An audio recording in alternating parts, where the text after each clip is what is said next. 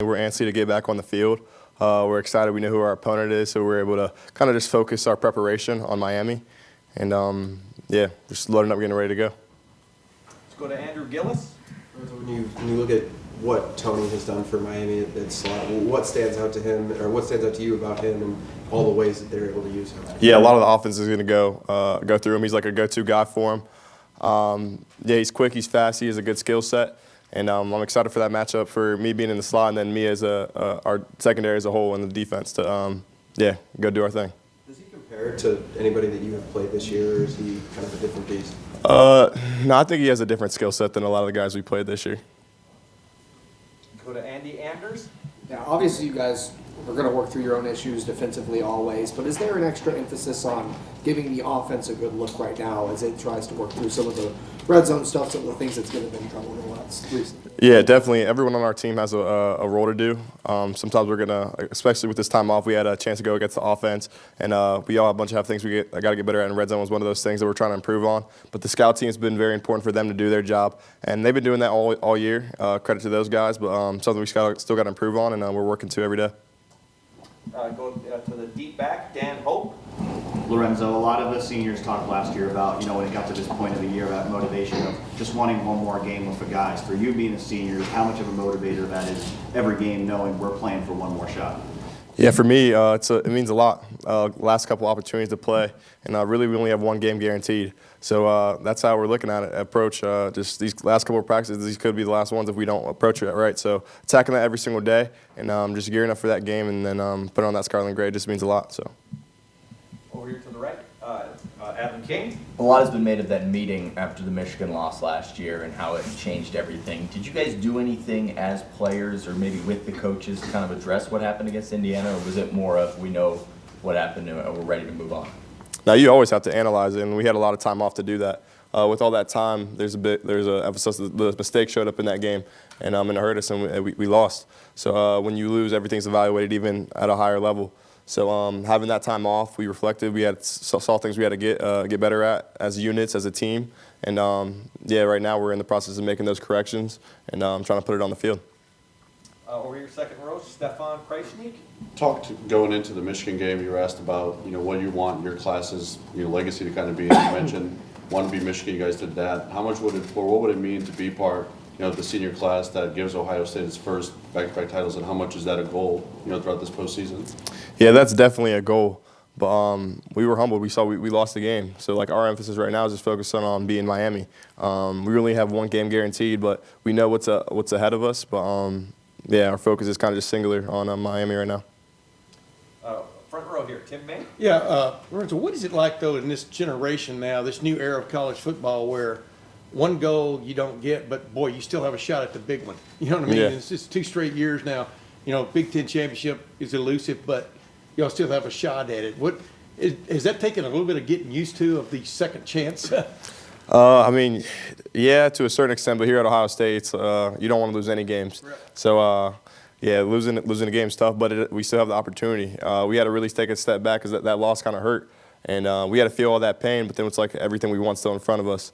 I'm happy to be Michigan, so that felt great. We got that one done, and now our next goal is ahead of us, so trying to move through there. And was watching that game Saturday, was that eye-opening to you, getting to watch who you're going to play next? I mean, did you kind of need that? I know you're going to get to watch video and stuff, but seeing Miami do what it did. Yeah, so I really don't watch a lot of game copies. So watching the actual TV copy of the game it gave, you just heard about the players a little bit, heard about their stories and stuff. I know some guys were looking here at Ohio State, or just hearing about some of the guys and their skill set over the year that you wouldn't get to hear unless you were just watching the game. So being able to watch it, it definitely gave some extra preparation. Over here, second row left, Doug LeMaurice. Lorenzo, I guess maybe you were like 4 months old when the game was played between Ohio State and Miami.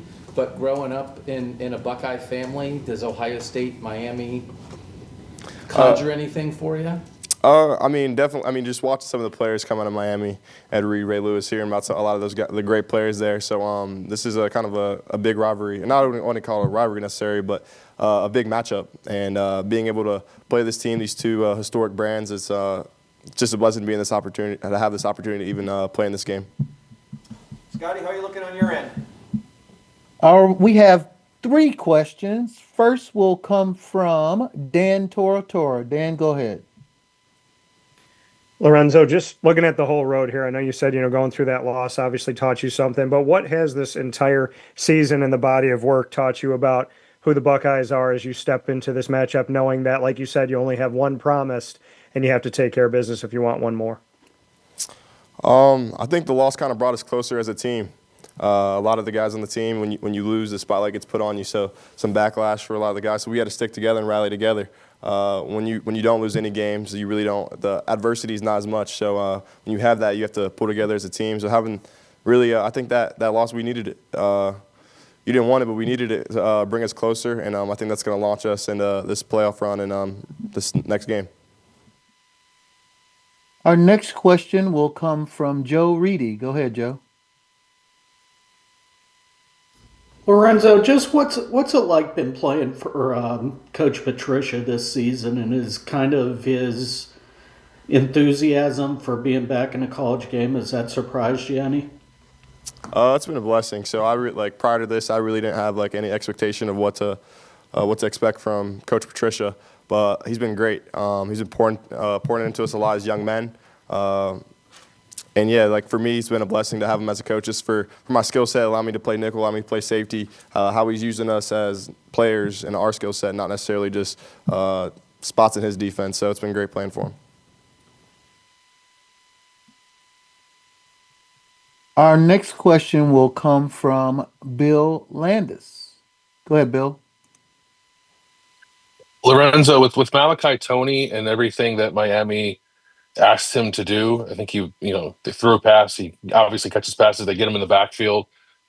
How do you prepare for a guy who's that versatile without, I guess, overcomplicating it and maybe confusing yourself a little bit to the point where maybe you don't play as fast as you want to?